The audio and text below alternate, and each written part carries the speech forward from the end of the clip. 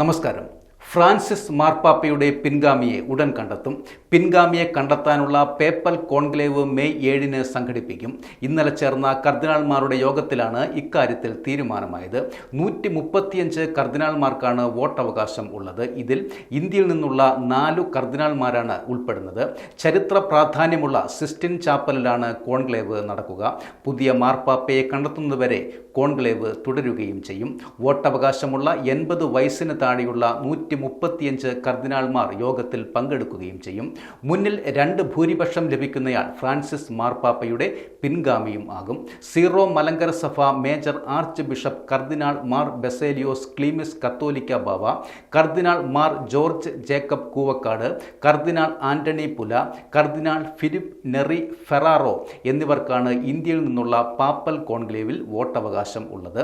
Sistine ചാപ്പലിൽ നിലവിൽ താൽക്കാലികമായി അടച്ചിട്ടിരിക്കുകയാണ്. Conclave ദിവസങ്ങളിൽ സന്ദർശകർക്ക് പ്രവേശനവും ഉണ്ടായിരിക്കില്ല.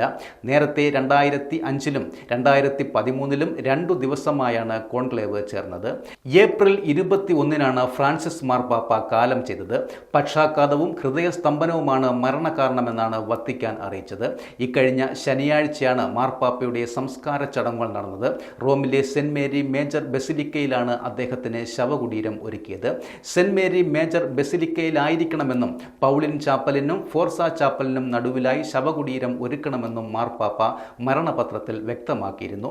ബെനഡിക്ട് 16-ാമൻ മാർപ്പാപ്പ സ്ഥാനത്യാഗം ചെയ്തതിനെ തുടർന്ന് 2013 മാർച്ച് 19-നാണ് ഫ്രാൻസിസ് മാർപ്പാപ്പ കത്തോലിക്ക സഭയുടെ 266-ാമത് പോപ്പായി സ്ഥാനമേറ്റത്. പോപ്പായി തിരഞ്ഞെടുക്കുന്നതിന് മുമ്പ് ബ്യൂണസ് അയേഴ്സ് രൂപതയുടെ തലവനായിരുന്നു അദ്ദേഹം. ലാറ്റിൻ അമേരിക്കയിൽ നിന്നും പോപ്പായ ആദ്യത്തെ വ്യക്തി കൂടിയായിരുന്നു ഫ്രാൻസിസ് മാർപ്പാപ്പ.